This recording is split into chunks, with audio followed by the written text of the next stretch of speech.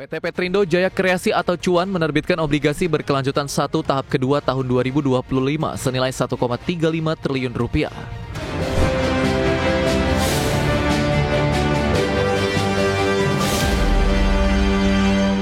Pemirsa, PT Petrindo Jaya Kreasi atau Cuan menerbitkan obligasi berkelanjutan 1 tahap kedua tahun 2025 senilai 1,35 triliun rupiah.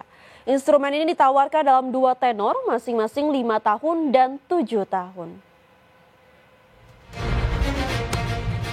PT Petrindo Jaya Kreasi atau Cuan menerbitkan obligasi berkelanjutan 1 tahap kedua tahun 2025 senilai 1,35 triliun rupiah. Prospektus perusahaan menyebut obligasi diterbitkan tanpa warkat dengan tanggal emisi bertepatan dengan pembayaran bunga pertama. Penerbitan obligasi ini terdiri dari 2 seri dengan rincian seri A senilai 1,17 triliun rupiah menawarkan kupon 8,50% per tahun dengan tenor 5 tahun. Lalu seri B senilai 187,7 miliar rupiah menawarkan kupon 9% per tahun dengan tenor 7 tahun. Di mana pembayaran bunga pertama dijadwalkan pada 24 Januari 2026 untuk kedua seri obligasi. Adapun pembayaran terakhir sekaligus jatuh tempo berlangsung pada 24 Oktober 2030 untuk seri A dan 24 Oktober 2032 untuk seri B.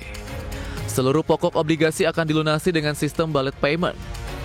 Artinya, nilai pokok sebesar 100% dibayarkan penuh pada saat jatuh tempo.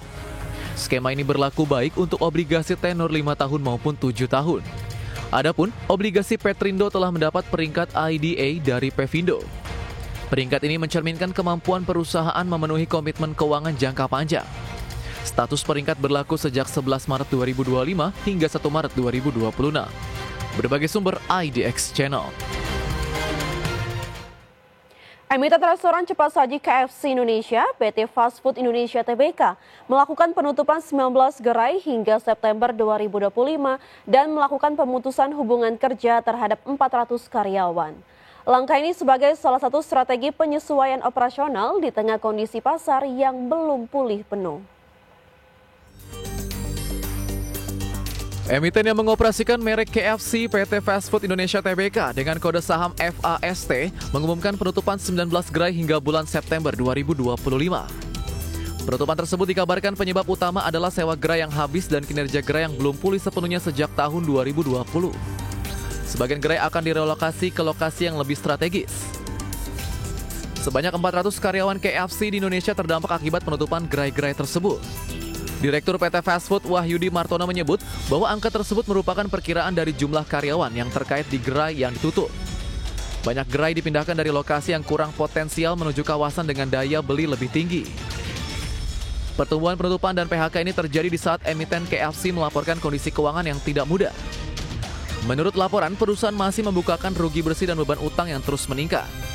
Refinancing dan efisiensi operasional dikembangkan untuk mengatasi tekanan likuiditas dan memperkuat performa gerai yang tersisa. Meskipun melakukan penutupan dan PHK, emiten Fast Food Indonesia ini menyatakan rencana untuk memulihkan operasi gerai lewat relokasi ke lokasi yang memiliki potensi pasar lebih baik.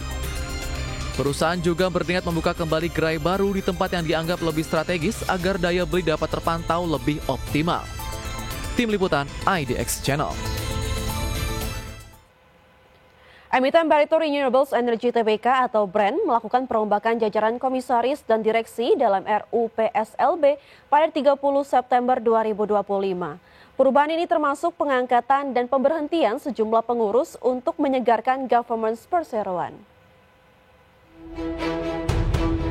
Emiten PT Barito Renewables Energy Tbk atau BREN melakukan perombakan jajaran komisaris dan direksi. Pada rapat umum pemegang saham luar biasa BREN yang digelar pada 30 September 2025, para pemegang saham menyetujui perubahan jajaran Dewan Komisaris dan Direksi Perseroan. Pengunduran diri Merli sebagai direktur disahkan dan selanjutnya dia diangkat menjadi komisaris baru. Sedangkan Xing Chie Chiam diangkat sebagai direktur baru Perseroan. Merli yang sebelumnya menjabat sebagai direktur diberhentikan dengan hormat dan langsung diangkat menjadi anggota Dewan Komisaris baru. Sedangkan Xing Chie Chiam ditetapkan sebagai direktur untuk memperkuat tim pengelolaan perseroan. Penyesuaian struktur ini diharapkan membawa energi baru bagi perusahaan. Susunan Dewan Komisaris baru BREN terdiri atas Agus Salim Pangestu sebagai Presiden Komisaris, David Kosasi, Merli, Tan Suan Sui, dan Cholanat Ia Naranop sebagai Komisaris Independen. Komposisi baru ini dikembangkan untuk meningkatkan pengawasan dan transparansi perseroan. Susunan direksi baru BRAIN meliputi Hendra Sucipto Tan sebagai Direktur Utama, Agus Sandi Widianto, Kenneth Lee Riddle, dan Si Ching Chiam sebagai Direktur baru. Penyesuaian jabatan ini diharapkan memperkuat eksekusi strategis dan menjawab tantangan industri energi baru terbarukan. Tim Liputan IDX Channel.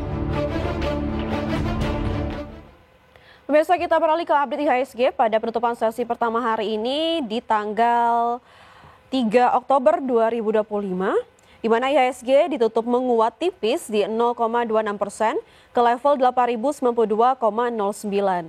Adapun IHSG tadi pagi dibuka di level 8.099 dan sempat menyentuh titik tertinggi di level 8.114. Adapun 244 saham mengalami penguatan, 407 saham mengalami pelemahan dan 145 saham stagnan atau tidak berubah. Sementara dari top gainers pemirsa atau saham-saham yang mengalami penguatan tertinggi antara lain ada Raja yang mengalami penguatan di 23,62%, Wifi mengalami penguatan di 7,02%, Mina mengalami penguatan di 22,54%, dan Tins mengalami penguatan di 16,45%. Dari top plusers pemirsa, ada emas yang mengalami pelemahan di 1,93%, MTEK mengalami pelemahan di 2,27%, SMIL mengalami pelemahan di 14,58%, dan ESIA mengalami pelemahan di 1,59%. Dari pergerakan sektoral pemirsa, ada industri dan juga teknologi yang mengalami penguatan di 2,54% dan juga 1,9%. Sementara kesehatan mengalami pelemahan di 1,63%, begitu juga dengan keuangan yang mengalami pelemahan di 0,89%.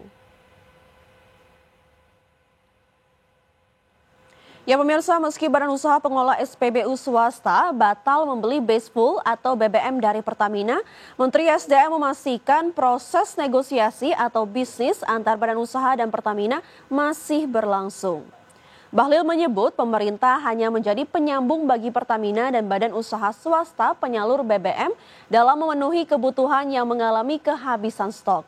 Sementara proses selanjutnya diserahkan kepada badan usaha masing-masing dengan Pertamina. Bahlil menegaskan stok BBM dalam negeri dalam kondisi aman dan cukup hingga 21 hari. B2B-nya lagi dikomunikasikan. Saya kan udah katakan bahwa B2B-nya itu kolaborasi antara swasta dengan swasta.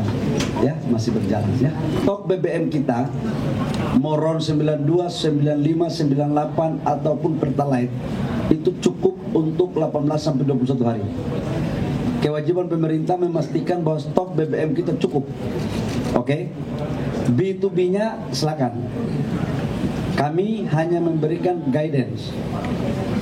Selebihnya diatur. Jadi tidak ada alasan dan tidak ada satu persepsi bahwa BBM kita